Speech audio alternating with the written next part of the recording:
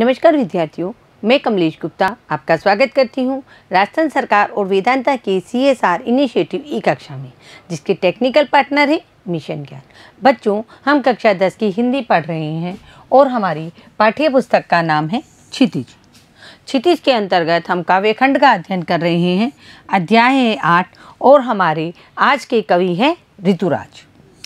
ऋतुराज जो कवि हैं वो वर्तमान में जयपुर में निवास करते हैं और हमने इनका जीवन परिचय पढ़ा और हमने इनका कृतित्व परिचय भी पढ़ा। बच्चों, इन्होंने अपनी एक कविता लिखी है कन्यादान। इन्होंने समाज के हाशिए पे जो लोग रह रहे हैं, जो गरीब लोग हैं, जो प्रताड़ित लोग हैं, जो महिलाएं घरेलू हिंसा के शिकार हैं, उनके बारे में इन्होंने लिखा है। ये जो इनकी कविता कन्यादान, जिसका हम पद्यभाग पहले एक पढ़ चुके हैं, आज हम उसका दूसरा पद्यभाग पढ़ेंगे। साथ ही कुछ अभ्यास प्रश्न जो हमारी पाठ्य पुस्तिका में आए हैं उनको हम करेंगे।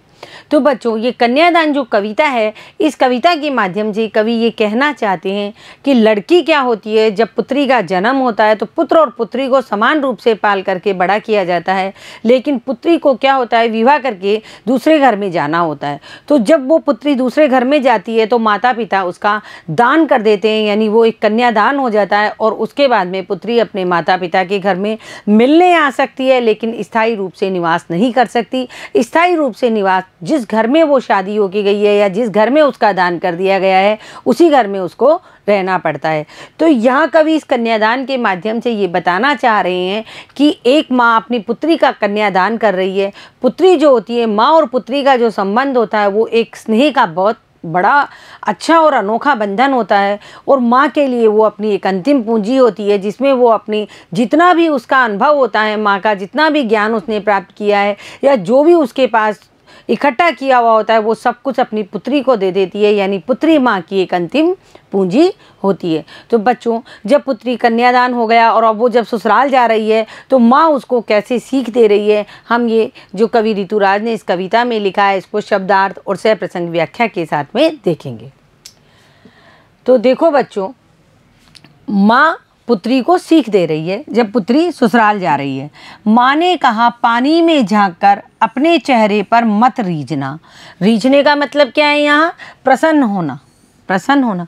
देखो, प्राचीन समय में क्या था, दर्पण तो होते ही नहीं थे। जो कांच, मिरर जिसको हम इंग्लिश में कहते हैं, उसमें आप अपना मुंह देखते हैं। तो प्राचीन समय में क्या हुआ करता था कि पानी के अंदर स्त्रियां अपना मुख देखा करती थी। पहले हम इसका प्रसंग देख लेते हैं पूरे पद्यांश का। देखो, प्रस्तुत पद्यांश कवि ऋतुराज द्वारा लिखित कविता कन्यादान से लिया गया है। इसमें कवि ने माँ के माध्यम से हर बेटी को ये संदेश दिया है कि खुद पर मुग्ध नहीं होना है, यानी स्वयं पर नहीं रीझना है। ये नहीं सोचना है कि मैं बहुत सुंदर हूँ या मैं बहुत खूबसूरत हूँ या मेरे ऊपर सब रीझ जाएंगे या मेरी सुंदरता पर सब प्रसन्न हो जाएंगे और प्रसन्न होकर के और मुझे क्या करेंगे, मुझसे घर का कोई काम नहीं करवाएंगे या मुझे बहुत लाड प्यार से रखेंगे। तो माँ के माध्यम से हर बेटी को यहाँ ये संदेश दिया जा रहा है कि कभी स्वयं पर रीझना नहीं है या स्वयं पर कभी घमंड नहीं करना है। आग में सिर्फ रोटी ही सेकना है, खुद को नहीं। यानी माँ ये भी बता रही है कि जब तुम ससुराल जाओगी तो जब तुम रोटी सेकोगी तो आग केवल रोटी सेकने के लिए, खुद को जलाने के लिए नहीं है। ऐसा नहीं हो कि तुम ससुराल की जो व्यथाएं हैं, ससुराल की जो झंझट है, परेशानियां हैं, जो दुख है, उनसे परेशान होकर स्वयं को आग में झोंक लो। स्वयं को आग में नहीं झोंकना है, आग केवल रोटी सेकने के लिए है। अब यहाँ आगे माँ बताती है, लड़की होना पर लड़की जैसा दिखना मत, माँ की सीख अनुभव द्वारा व्यक्त की गई है। यानी ये जो कविता है, इसमें माँ ये बता रही है अपनी पुत्री को कि हे पुत्री, तुम लड़की जैसी, क्योंकि तुम्हारा जो प्रतिमान है, तुम्हारा जो आकार है, तुम्हारा जो स्वरूप है, जो ईश्वर ने तुम्हें दिया है, वो लड़की के जैसा है और तुम लड़की ही हो।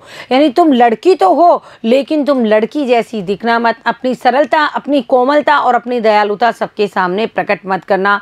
हिम्मत रखना, साहस रखना और मर्यादा में ही जीना। तो ये माँ अपने अनुभव के द्वारा अपनी पुत्री को ये सीख दे रही है। तो हम क्या देखेंगे इन पंक्तियों में। देखो क्या आया है, माँ ने कहा, पानी में झांककर अपने चेहरे पर मत रीझना। हम इसकी व्याख्या देखेंगे कि माँ क्या कह रही है कि कन्यादान करते समय माँ ने अपनी बेटी को सीख देते हुए कहा, बेटी ससुराल में जाकर तू अपने रूप सौंदर्य पर मुग्ध मत हो जाना। यानी जब बच्ची, देखो, एक तो कंवारी जो लड़की होती है उछल कूद करती हुई फिरती है, अपने आराम से अपनी मौज मस्ती में अपने घर में रहती है, और शादी होने के बाद वो तरह तरह के वस्त्र आभूषण पहनती है। तो ये तो एक स्वाभाविक है कि उसके रूप रंग में परिवर्तन आ जाता है। तो माँ ये कह रही है कि तुम्हारे जो रूप रंग में परिवर्तन आएगा, तुम उस रूप सौंदर्य पर कभी मुग्ध मत होना, यानी खुश मत होना, अर्थात अपना चेहरा पानी या दर्पण में देखकर उस पर रीझ मत जाना, यानी तुम अपने आप को शीशे में या पानी में या दर्पण में देख करके खुश मत होना कि मैं बहुत खूबसूरत दिखाई दे रही हूँ और मेरी इस खूबसूरती पर मेरे जो ससुराल का पूरा परिवार है वो रीझ जाएगा और मुझे बहुत मान और सम्मान से रखेगा। यहाँ ऐसा नहीं होगा। तो भाव क्या है, माँ क्या कहना चाहती है कि तुम ये मत समझ बैठना कि तुम्हारा रूप सौंदर्य सभी को बांध लेगा। तुम ये मत समझ लेना कि तुम्हारे रूप सौंदर्य से तुम्हारा पूरा ससुराल का परिवार है जो तुमको क्या कर लेगा, तुम उन सबको अपने रूप सौंदर्य में बांध लोगी या तुम्हें वो बहुत अधिक मान सम्मान देगा। ऐसा कुछ नहीं है। जीवन की वास्तविकता तो कुछ और ही है। एक देखो कहावत होती है, इंसान कोई भी हो, क्या प्यारा होता है, काम प्यारा होता है, चाम प्यारा नहीं होता। चाम का अर्थ होता है चमड़ी यानी स्किन, यानी कोई व्यक्ति गोरा है, सुंदर है, बहुत अच्छा है, लेकिन उसको काम कुछ करना नहीं आता तो वो कितने दिन अच्छा लगेगा, कुछ ही दिन अच्छा लगेगा। यानी हर दूसरे व्यक्ति को हर किसी व्यक्ति का काम प्रिय होता है। यानी एक व्यक्ति बैठा रहे केवल क्योंकि वो खूबसूरत है वो काम नहीं कर सकता, लेकिन दूसरा व्यक्ति क्या है, वो काम कर रहा है, तो जो काम कर रहा है उस व्यक्ति को, जो खूबसूरत व्यक्ति है, वो कुछ ही दिन अच्छा लगेगा, ज़्यादा दिन अच्छा नहीं लगेगा। इसलिए माँ ये कहना चाहती है कि तुम अगर ये सोचोगी कि तुम्हारा रूप सौंदर्य सभी को बांध लेगा तो ऐसा नहीं है। ऐसा मन में बिल्कुल भी मत रखना, क्योंकि वास्तविकता कुछ और ही है। तुम ससुराल जाओगी तो ससुराल जाकर के तुम्हें वहाँ की पूरी घर गृहस्थी के सारे काम संभालने होंगे। आगे देखो माँ क्या कह रही है, आग रोटियां सेकने के लिए है, जलने के लिए नहीं। अब माँ अपनी बेटी को यहाँ समझाते हुए कह रही है दूसरी बात कि आग पर केवल रोटियां सेकी जाती है। पहले चूल्हे पे रोटी जो बनती थी, रोटी तो आग पे ही सेकी जाती है, चाहे गैस पे बनाओ चाहे चूल्हे पे बनाओ। तो माँ ये समझा रही है कि आग पर रोटियां सेकी जाती है, वह जलने मरने के लिए नहीं होती है। यह कायरता है और आग का दुरुपयोग है। यानी माँ ये कहना चाहती है कहीं ऐसा नहीं हो कि तुम ससुराल के इन झंझटों से, इन परेशानियों से, इन दुखों से मतलब इतनी व्यथित हो जाओ, इतनी प्रताड़ित हो जाओ, अपने मन से ही तुम प्रताड़ित हो जाओ या ये हो जाओ कि इन लोगों ने मुझे बहुत दुख तकलीफें दी है, इससे अच्छा तो क्योंकि अब मेरा स्थायी निवास यही है। तुम मन में अगर ये सोच लोगी और आग क्या करोगी, आग को रोटी सेकने की बजाय यदि स्वयं को तुम उसमें जला लोगी तो ये क्या होगी, ये तुम्हारे लिए एक कायरता होगी। क्या होगी, कायरता होगी। और साथ ही आग का भी दुरुपयोग होगा, क्योंकि आग किस काम आती है, आग केवल सेकने के काम में आती है, आग केवल रोटी सेकने के काम में आती है, ना कि शरीर को जलाने के काम में आती है। तो माँ बच्ची को क्या सीख दे रही है कि तुम कभी आग का दुरुपयोग मत करना और मरने की बात तो अपने दिल और दिमाग में कभी भी मत लाना। आगे देखो, वस्त्र और आभूषण शाब्दिक भ्रमों की तरह बंधन है स्त्री जीवन के। देखो शाब्दिक भ्रम यानी शब्द द्वारा फैलाया गया ब्रह्मजाल, यानी कोई ऐसा शब्द हो जिसको सुनकर के हमारे मन मस्तिष्क पर कुछ प्रभाव पड़े तो वो होते हैं शाब्दिक भ्रम। देखो वस्त्र और आभूषण शाब्दिक भ्रमों की तरह, यहाँ माँ कह रही है वस्त्र और आभूषणों को स्त्री के लिए शोभा कारक माना जाता है। यानी स्त्री किससे सुंदर लगती है, वस्त्रों से सुंदर लगती है। सुंदर वस्त्र पहनती है और सुंदर आभूषण पहनती है तो स्त्री बहुत सुंदर लगती है। पर वास्तव में क्या है, माँ के अनुसार यह भ्रम है। क्या है, ये भ्रम है। अर्थात स्त्री वस्त्र और आभूषण पहनकर अपने बारे में गलतफहमी पाल लेती है। क्या गलतफहमी पाल लेती है, जब नई नवेली जब दुल्हन होती है, ससुराल जाती है, नए नए वस्त्र पहनती है, नए नए आभूषण पहनती है तो बहुत सुंदर लगती है। तो उसको ये लगता है कि मैं इतनी सुंदर हूँ, मेरे से घर में कुछ काम नहीं कराया जाएगा और मुझे कोई भी कुछ नहीं कहेगा। लेकिन ये उस स्त्री की गलतफहमी होती है कि केवल वस्त्र और आभूषण पहनने के बाद सुंदर लगने से ये नहीं है कि ससुराल वाले तुम्हें सिर पर बैठा करके रखेंगे। ये गलतफहमी है। ये जो स्त्री गलतफहमी पाल लेती है कि ससुराल वाले उसे बहुत प्यार करते हैं, वह उसके लोभ में आ जाती है। लेकिन यथार्थ रूप में यदि देखा जाए तो वह वस्त्र और आभूषण स्त्री के लिए बंधन होते हैं। यानी स्त्री जो वस्त्र आभूषण पहनती है, नई नवेली दुल्हन होती है, बहुत सुंदर लगती है, तो उसका मन ये सोचता है, उसका दिमाग दिल ये सोचता है कि मेरे ससुराल वाले मुझे इतने सुंदर रूप में देख करके बहुत प्यार करेंगे। लेकिन वास्तविकता ये नहीं होती है। स्त्री की एक छोटी सी कमजोरी होती है, हर स्त्री की कमजोरी होती है कि वह वस्त्र और आभूषण के लोभ में आ जाती है, और वस्त्र और आभूषण के लोभ में आ जाती है। लेकिन यथार्थ में देखा जाए, यदि वास्तविकता में हम देखते हैं तो वस्त्र और आभूषण स्त्री के लिए क्या होते हैं? बंधन होते हैं। क्या होते हैं? बंधन होते हैं। किसी पुरुष को मतलब कोई सुंदर चमकीले भड़कीले वस्त्र पहने हुए देखा है? किसी पुरुष को कोई आभूषण इस तरीके के पहने हुए देखा है? हाथों में चूड़ियाँ, नाक में नथ या कानों में कुछ लंबे लंबे लटके हुए पहने हुए देखे? नहीं देखे, क्योंकि जो पुरुष होता है वो बंधनों से मुक्त होता है। लेकिन स्त्री क्या होती है? सुंदर चमकीले वस्त्र और आभूषणों से क्या हो जाती है? बंध जाती है, और एक बंधन में आ जाती है, और वह इनमें बंध कर मोहग्रस्त हो जाती है। क्या हो जाती है? मोहग्रस्त हो जाती है कि देखो मेरे ससुराल वालों ने मुझे कितने सुंदर सुंदर वस्त्र आभूषण दिए हैं, और उसके अंतर्गत वो अपना अस्तित्व भुला बैठती है। मान लो बाहर एक नौकरी करने वाली औरत है, किसी मल्टीनेशनल कंपनी में नौकरी कर रही है, वहाँ वो इस तरीके के वस्त्र आभूषण नहीं पहन सकती है, नहीं पहन सकती। वहाँ उसे क्या पहनना होते हैं? सादा वस्त्र पहनने होते हैं। लेकिन वो क्या करती है? इन वस्त्र आभूषणों के लोभ में आ जाती है, जो वस्त्र आभूषण उसको ससुराल वालों ने दिए हैं, और उसका जो अपना अस्तित्व है, जो उसका अपना एक जीवन है, जो उसका अपना एक कैरियर है, उसको वो भुला बैठती है। तो देखो बच्चों, आगे माँ ने कहा लड़की होना पर लड़की जैसी दिखाई मत देना। अब ये देखो, अंतिम शिक्षा माँ ने पुत्री को क्या दी है कि तुम लड़की बनकर तो रहना, क्योंकि तुम हो ही लड़की। तुमको भगवान ने एक आकार दिया है, एक प्रतिमान दिया है, वो एक लड़की का दिया है, एक स्त्री का दिया है, पर लड़की जैसी दिखना मत। यानी अंदर से तुम कोमलता, दयालुता और दुर्बलता को प्रकट मत करना, यानी लड़की जैसी मत दिखना। दयालुता रखना, लेकिन किन लोगों के प्रति रखना? ये नहीं कि दयालुता भी हिम्मत और साहस के साथ में रखना, यानी अर्थात दुर्बल, पराजित एवं दमन चक्र से दबी हुई मत रहना, सहनशीलता के साथ स्वाभिमान से रहना। देखो माँ यहाँ कितनी अच्छी सीख दे रही है। दुर्बल यानी कमजोर मत रहना, पराश्रित यानी दूसरे पे आश्रित मत रहना, एवं दमन चक्र, तुम्हारे साथ जो बुरा काम हो रहा है, तुम्हारे साथ जो हिंसा हो रही है, उससे तुम दबी हुई मत रहना। साथ ही सहनशीलता रखना। क्या रखना? सहनशीलता रखना। ये नहीं कि छोटी छोटी बातों पे तुम उखड़ जाओ। देखो परिवार जब होता है तो परिवार में बहुत सी बातें होती हैं, हो जाती हैं बहुत सी बातें, पति पत्नी में हो जाती है, माँ बेटे में हो जाती है, और भाई बहनों में आपस में हो जाती है। तो इन सब बातों को, जो छोटी बातें हैं, उनको तुम सहन करना, सहन करके और स्वाभिमान के साथ रहना। पर बड़ी बड़ी बातें जैसे जला के मार देना, दहेज के लिए मारना पीटना, या घरेलू कोई भी हिंसा करना, उसमें तुम दुर्बल मत बनना, और दमन चक्र जो तुम्हारे ऊपर चलाया जाए उससे तुम दबी हुई मत रहना, लेकिन सहनशील रहती हुई स्वाभिमान के साथ रहना, यानी अपना अस्तित्व वहाँ बनाए रखना। तो देखो बच्चों, कवि ने समाज, इसकी जो विशेषता है वो हम देखते हैं। देखो, कवि ने समाज की सभी बेटियों को स्वावलंबी, आत्मनिर्भर तथा सजग बने रहने की सीख दी है। कैसी बने रहने की सीख दी है? कवि ये कहना चाहता है हमारे समाज में जितनी भी बेटियां हैं, हर बेटी को विवाह करके दूसरे घर जाना होता है, उस घर में जा कर के उसको अपनी एक जगह बनानी होती है, अपना एक स्थान बनाना होता है। तो उसके लिए उसे स्वावलंबी बनना चाहिए, आत्मनिर्भर बनना चाहिए, साथ ही सजग रहने की सीख भी दी गई है कि कहीं ससुराल वाले तुम्हें वस्त्र और आभूषण के मोह में बांध करके तुम्हारे साथ कोई दमन चक्र ना चलाए। दूसरा देखो बच्चों, खड़ी बोली हिंदी का प्रयोग हुआ है।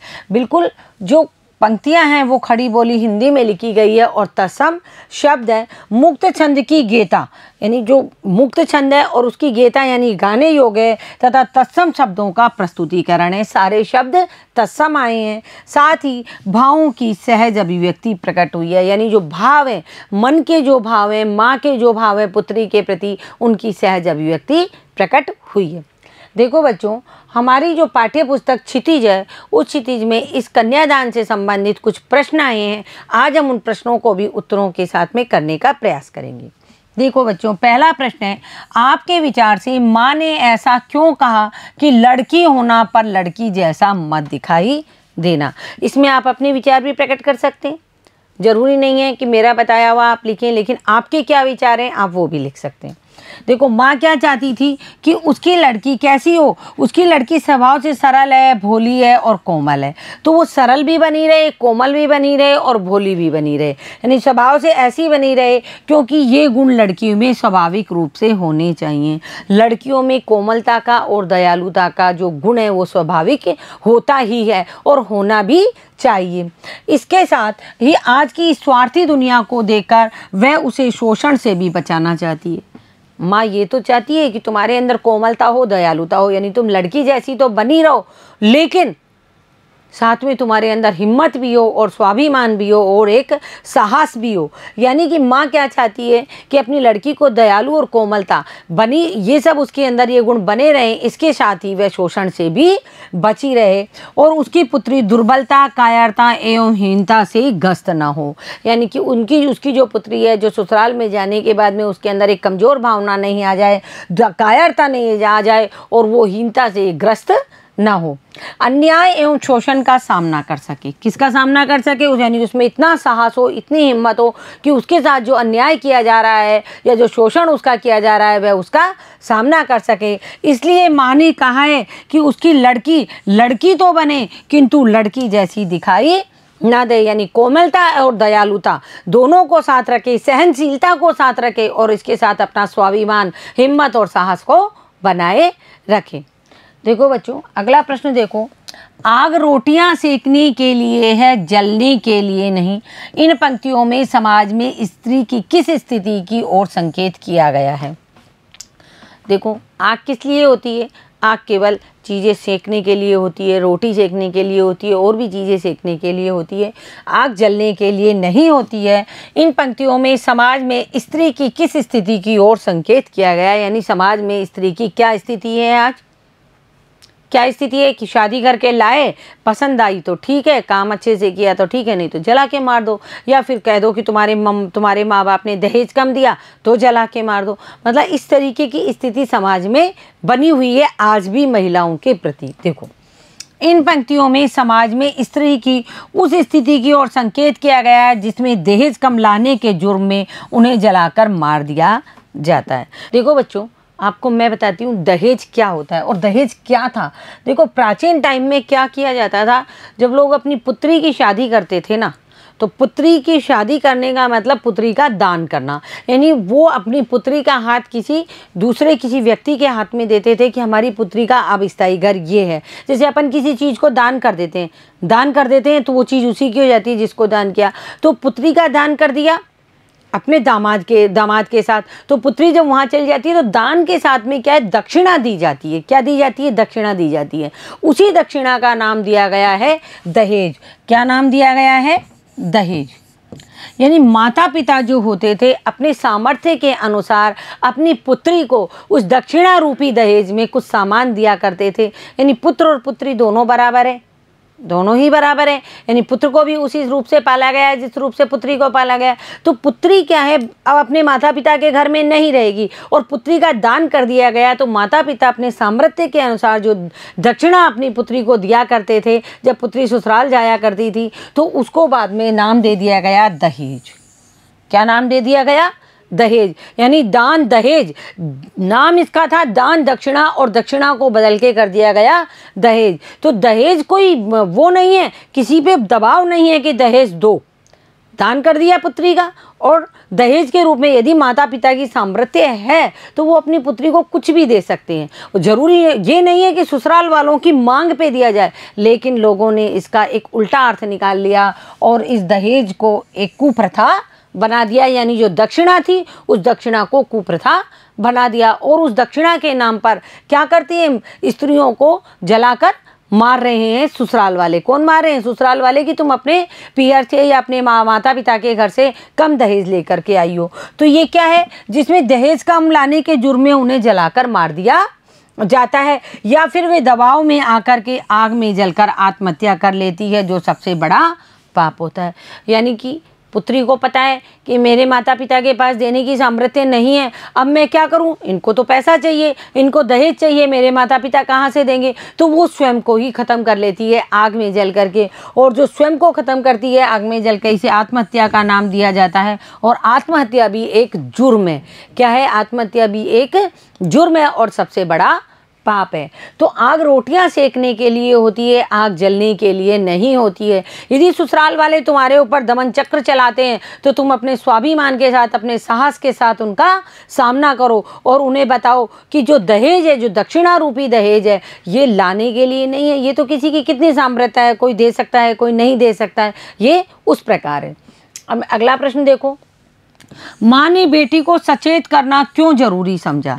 देखो, माँ ने बेटी को सचेत करना क्यों जरूरी समझा, क्योंकि उनकी बेटी क्या थी, बाल सुलभ थी। अभी वो ज़्यादा बड़ी नहीं हुई, दुनियादारी को ज़्यादा जानती नहीं थी, वो तो केवल विवाह की बाहरी चमक दमक से प्रसन्न हो रही थी। लेकिन उसे ये नहीं पता था वास्तविकता कि विवाह के बाद क्या होने वाला है। तो माँ ने अपनी बेटी को सचेत करना इसलिए ज़रूरी समझा ताकि उसके सामने ऐसी स्थिति उत्पन्न होने पर वह सास के साथ उसके साथ निपट सके। माँ इसलिए अपनी पुत्री को बता रही है कि पुत्री, आग केवल रोटी सेकने के लिए, आग जलने के लिए नहीं है। क्यों समझा रही है? हालांकि वो स्थिति अभी है नहीं, पर समय का कुछ पता नहीं कि परिस्थितियां कौन सी बनेगी, इसलिए वो पुनः शुरू से ही अपनी पुत्री को ये समझा करके भेज रही है कि पुत्री, आग केवल रोटी सेकने के लिए, आग का दुरुपयोग मत करना, और आग में यदि तुम आत्महत्या करती हो तो ये सबसे बड़ा पाप है। तो देखो, वह न तो स्वयं इस मार्ग को अपनाए, यानी अपनी पुत्री से माँ कह रही है, और न ही दूसरों को ऐसा करने दे। यानी साहस और हिम्मत के साथ जो लोग तुम्हारे साथ बुरा या गलत व्यवहार कर रहे हैं उनका तुम विरोध करो, ना कि स्वयं जल करके मर जाओ। पाठिका थी वह धुंधले प्रकाश की, कुछ तुकों और कुछ लयबद्ध पंक्तियों की। इन पंक्तियों को पढ़कर लड़की की जो छवि आपके सामने उभर कर आ रही है उसे शब्दबद्ध कीजिए, यानी अपने शब्दों में लिखिए कि वो पाठिका थी धुंधले प्रकाश की। कौन सा धुंधला प्रकाश था उसके सामने? यानी विवाह की जो चमक दमक थी वो क्या थी? वो उसके लिए एक धुंधला प्रकाश था जिसको वो समझ नहीं पा रही थी कि विवाह परांत क्या होने वाला है। तो देखो, इन पंक्तियों को पढ़कर हमारे मन में एक ऐसी लड़की की छवि उभरती है जिसके सामने वैवाहिक जीवन का धुंधला प्रकाश है। यानी अभी तो चमक दमक में जी रही है, लेकिन विवाह परांत जो उसका वैवाहिक जीवन होगा उसमें कितना प्रकाश है वो उसको समझ नहीं आ रहा है। वह सोच रही है कि वह सच धज का ससुराल जाएगी और उसका पति उसे प्यार करेगा, उसके सास ससुर और अन्य परिवारजन उसे पलकों पर बिठा लेंगे। यानी वो बच्ची है, वो ये सोच रही है कि मेरे ससुराल से इतने वस्त्र आभूषण आए हैं, इतनी चमक दमक हो रही है, तो शादी के बाद यानी विवाह के परांत भी ये सब रहेगा। लेकिन वास्तव में ऐसा नहीं है। वो क्या सोच रही है कि वह वहाँ नाज नखरों से रहेगी, जैसे अपने माता पिता के घर में लड़कियां रहती है। माता पिता के घर में पुत्र और पुत्री दोनों होते हैं, दोनों में कोई अंतर नहीं किया जाता है और करना भी नहीं चाहिए। जो माता पिता अगर इस तरीके का अंतर करते हैं तो वो बहुत गलत है। पुत्री होती है जो पुत्र से भी अधिक प्रिय होती है, और माँ के जो सुख दुख हैं, माँ हो चाहे पिता हो, उनके सुख दुख जितनी पुत्र बांटता है उससे कहीं अधिक पुत्री बांटती है। हालांकि वो प्रत्यक्ष रूप से नहीं सामने आ सकती, लेकिन अप्रत्यक्ष रूप से जो माँ और उनके पिताजी हैं उसके जो घावों पर मलहम लगाने वाली होती है वो पुत्री ही होती है। तो पुत्री क्या सोच रही है कि मैं ससुराल जाऊंगी तो वहाँ बहुत नाज नखरों से रहूंगी, सास ससुर यानी ससुराल वाले मुझे बहुत प्यार से रखेंगे और वे नए नए कपड़े और नए नए गहने पहनेगी। वो सोच रही है मैं जो अभी जो चल रहा है यही मेरे साथ हमेशा चलता रहेगा, और वह सबका मन रिझाएगी, सबको खुश रखेगी, इसके साथ ही घर गृहस्थी का काम भी निपटाएगी। चाहे स्त्री शादी के बाद कितना ही घर गृहस्थी का काम करे, ये एक बहुत स्वाभाविक सत्य है कि वो चाहे कितना ही कर ले, अपना पूरा जीवन यदि काम में लगा दे तो भी ससुराल वाले कभी भी खुश नहीं होते हैं। पर विवाहित जीवन की यथार्थ कठोर स्थितियों से वह पूरी तरह परिचित नहीं थी। वो तो मन में अच्छा सोच रही थी कि मैं अपने ससुराल जाऊंगी, ससुराल वाले मुझे बहुत प्यार से रखेंगे और मेरे नाज नखरे उठाएंगे, मैं घर का सारा काम करूंगी, मैं सब कुछ अच्छा करूंगी। लेकिन उसे यह नहीं पता था कि मैं इतना सब कुछ अच्छा करते हुए भी मेरे साथ कुछ अच्छा होने वाला नहीं है। पर देखो बच्चों, ये जो कविता यहाँ लिखी गई है ये स्त्री के बारे में बताई गई है, इसको हम इस तरह इसकी एक धारणा जो बनी हुई है कि लड़कियां ससुराल जाती है और वहाँ उन्हें दुख और तकलीफ़ें ही मिलती है, पर हर जगह ऐसा नहीं होता। अब तो हमारा जो समाज है वो काफ़ी सुधर गया है और सब कुछ बहुत अच्छा भी होने लगा है। ससुराल वाले भी समझदार होने लगे हैं क्योंकि कानून व्यवस्था भी बहुत अच्छी बन गई है, इसलिए अब इतना ज़्यादा सब कुछ ये फैला हुआ नहीं है दहेज के लिए, इन सब के लिए। पर ये जो कविता ऋतुराज ने लिखी है ये स्त्रियों की वास्तविक दशा के ऊपर उन्होंने लिखी है। आगे देखो आप, माँ को अपनी बेटी अंतिम पूंजी क्यों लग रही थी। यहाँ जितनी भी छात्राएं हैं जो पढ़ रही हैं, जो बच्चियां हैं, वो समझ सकती हैं। माँ जो होती है और पुत्री जो होती है, माँ और जो पुत्री का जो बंधन होता है वो एक बहुत अनोखा बंधन होता है। यानी पुत्री अपनी सारी मन की बातें अपनी माँ को बताती है और माँ किसको बताती है, माँ अपनी पुत्री को बताती है। यानी उनके लिए माँ और पुत्री के बीच में कहीं कोई पर्दा नहीं होता, वो आपस में एक दूसरे से पूरी तरह खुली हुई होती हैं। माँ के लिए पुत्री जो होती है वो अंतिम पूंजी इसलिए होती है क्योंकि वो अपने जीवन भर का सारा अनुभव, सारा ज्ञान, सारी सीख और सब कुछ अपनी पुत्री को दे देना चाहती है। देखो, माँ को अपनी बेटी अंतिम पूंजी इसलिए लग रही थी क्योंकि कन्यादान के बाद वह अपने ससुराल चली जाएगी और माँ अकेली रह जाएगी। ऐसी स्थिति में जब माँ अकेली रह जाएगी तो अपने सुख और दुख वह किसके साथ बांटेगी, इसलिए माँ को पुत्री अंतिम पूंजी लग रही थी। आगे देखो बच्चों, माँ ने अपनी बेटी को क्या क्या सीख दी। हमने 4 या 5 सीख देखी है, वो अब हम यहाँ देखेंगे। माँ ने बेटी को निम्नलिखित सीख दी। नंबर 1, अपने रूप सौंदर्य पर कभी भी गर्व न करना। देखो, माँ ने बताया ना कि अपने रूप पर कभी मत रीझना, यानी दर्पण में या पानी में अपने आप को देख करके, अपनी सुंदरता को देख करके उस पर मुग्ध मत होना, अर्थात उसकी प्रशंसा पर रीझ कर धोखे में मत रहना। यानी कोई तुमसे ससुराल में कहे कि तुम बहुत सुंदर लग रही हो, खूबसूरत लग रही हो, तो इस पर मुग्ध मत होना, खुश मत होना, क्योंकि यह एकमात्र धोखा है। क्या है? धोखा है। आग का सदुपयोग करना, अत्याचार एवं अन्याय का दृढ़ता से सामना करना। यानी आग का सदैव सदुपयोग करना, आग केवल रोटी सेकने के लिए है, जलकर मरने के लिए नहीं है। और जो भी अन्याय तुम्हारे साथ होता है, जो अत्याचार तुम्हारे साथ होता है, उसका तुम दृढ़ता से यानी हिम्मत से, साहस से उसका सामना करना। वस्त्र और आभूषणों से भ्रमित न होना और न ही अपना व्यक्तित्व खोना। यानी वस्त्र और आभूषण की चमक दमक में तुम खो मत जाना। ये स्त्री स्वाभाविक गुण है कि ये कमजोरी होती है स्त्री की, वस्त्र और आभूषण को देख करके वो एकदम अजीब सा वो हो जाता है कि ये सब मेरे हो जाने चाहिए। तो वही वाला है, माँ कह रही है कि वस्त्र और आभूषण में कभी भ्रमित नहीं होना और अपना व्यक्तित्व, अपना स्वाभिमान, अपनी आत्मनिर्भरता को कभी मत खोना। अपनी सरलता, कोमलता और भोलेपन को इस तरह प्रकट नहीं करना कि वह ससुराल वाले उसका गलत ढंग से फ़ायदा उठाए। यानी तुम्हारा जो भोलापन है, तुम्हारी जो कोमलता है, तुम्हारी जो सरलता है, उसको सबके सामने इस तरह मत प्रकट कर देना कि ससुराल वाले उसका गलत फ़ायदा उठाए और वह तुम्हें क्या करे, तुम्हें दमन चक्र के बीच में दबा दे या तुम्हारे स्वाभिमान को बिल्कुल तोड़ दे।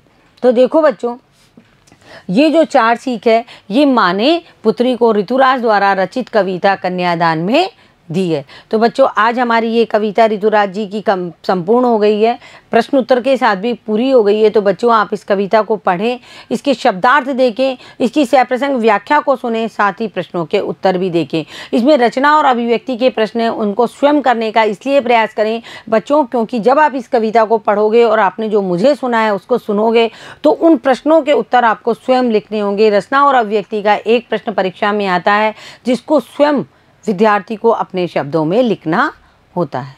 धन्यवाद बच्चों।